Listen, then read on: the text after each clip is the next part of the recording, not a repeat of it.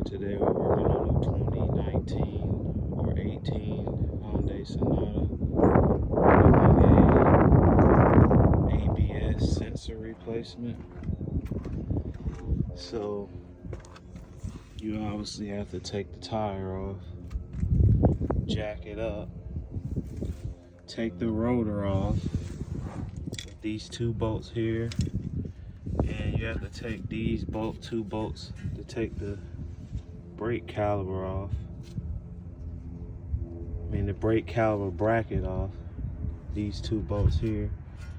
And all you have to do is just loosen up the brake caliper, and they're both 14mm bolts. And you can just sit the caliper back to get access to the spindle. Then there's 4 bolts here that you have to loose, and then it'll come off. So once I take it off, I will get back to you guys.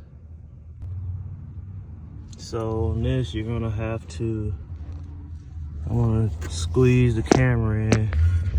You're gonna have to get in there. You see it's these 2 bolts here. I got it with a this is extension and a torque bar, and then you should be able to unloosen it and then put any regular little ratchet on it to loosen it up. All right. So as you can see, I'm just loosening it up with this little small ratchet with an extension. And that's all you're gonna need to get to these other bolts on the further end on the right side of it.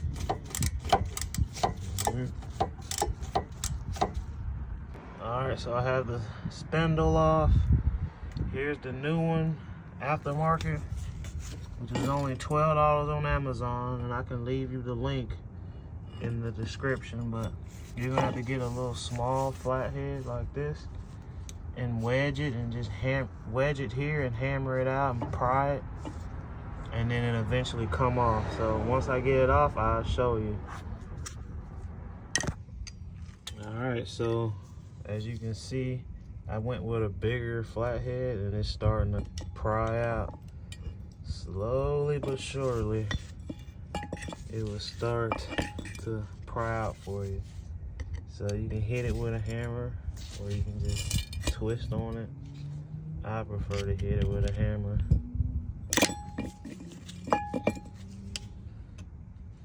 And then just hit it outward, and then it'll come off. Alright, so I'll be right back.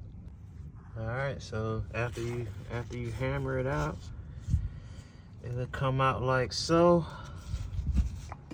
So I marked it here so I know where the plug is. I just scraped it with the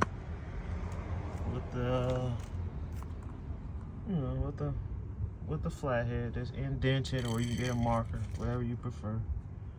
And then that way you know where the plug goes.